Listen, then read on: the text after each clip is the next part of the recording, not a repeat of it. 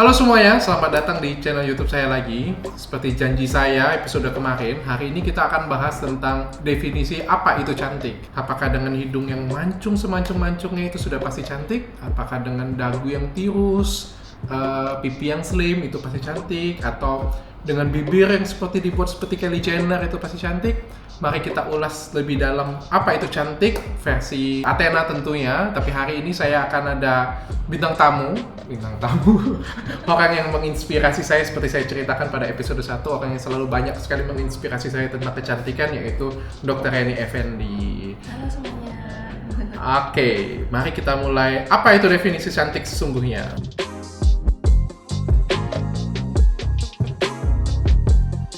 Kita mulai dengan pertanyaan pertama. Menurut Dr. Reni, apa sih definisi cantik itu?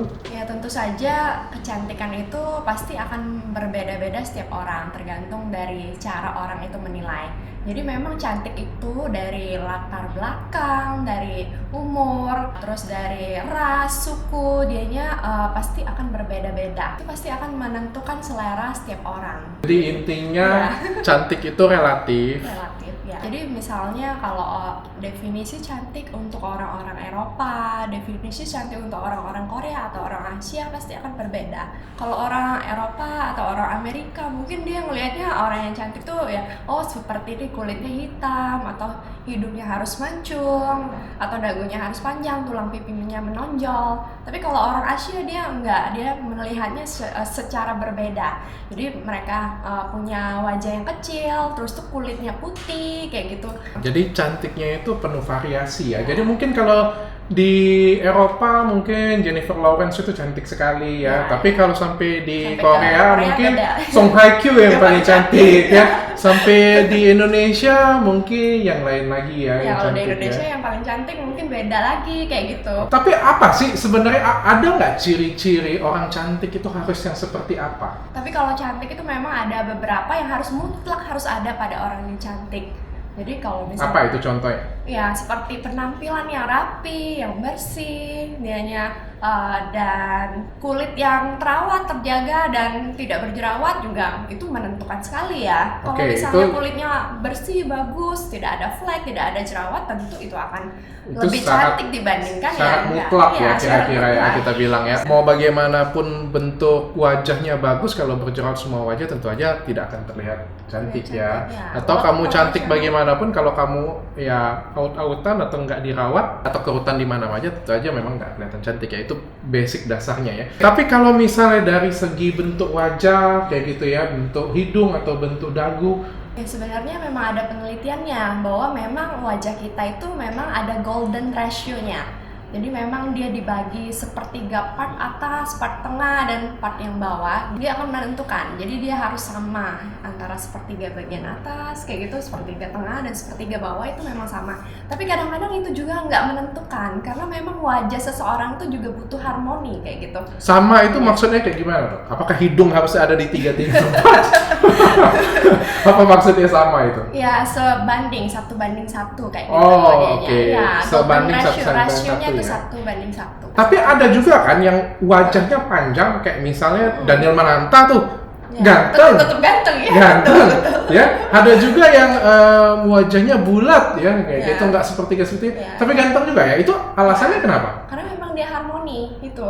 Oh oke. Jadi sebenarnya ada penelitian bahwa ada sepertiga bagian atas, tengah, dan bawah itu seimbang, tapi ada yang lebih penting daripada itu ya, yaitu harmoni ya. Harmoni itu yang yang buat seperti karya seni ya dari Tuhan ya, bahwa itu menjadinya suatu kesatuan yang komplit dan bagus. Iya betul. Ya.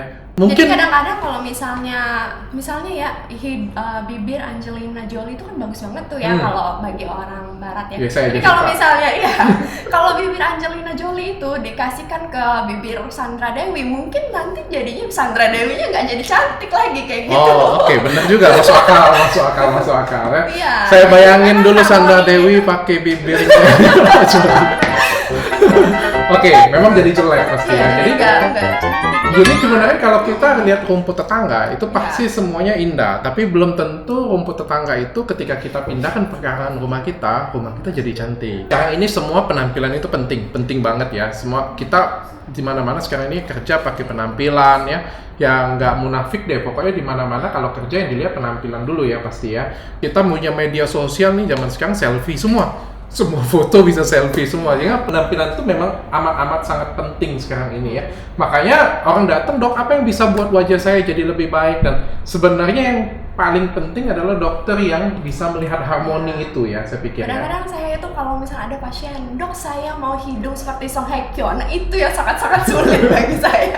Pertanyaannya apakah dengan hidung Song Hye Kyo dipindah ke sana jadi cantik? Iya, belum tentu kayak gitu dianya. Oke, jadi dokter yang baik itu harus yang seperti apa dokternya? Iya, jadi dia harus menilai dari proporsi wajah pasien, karena dia belum tentu dengan hidung yang seperti Song Hye Kyo dia jadi lebih cantik kayak gitu kan. Berarti Jadi, intinya beda-beda bukan hanya pasien dong yang harus punya selera ya sebenarnya. Iya. Dokternya pun harus punya selera seni ya berarti. Karena ya? memang dia kalau dokter yang melakukan filler dan botox di wajah memang harus wajib memiliki selera seni yang tinggi dianya. Oke, Ya, jadi kalau itu juga bergantung dari selera seni dokternya ya. Kalau selera seninya bagus, hasilnya tentu saja Karena akan sebenarnya bagus. ya tindakan kita itu dia memang art. Itu yang membedakan satu dengan yang lain. Ya, saya makanya pikir. beda kalau kalian mengerjakan filler di satu dokter dengan dokter lain pasti akan berbeda.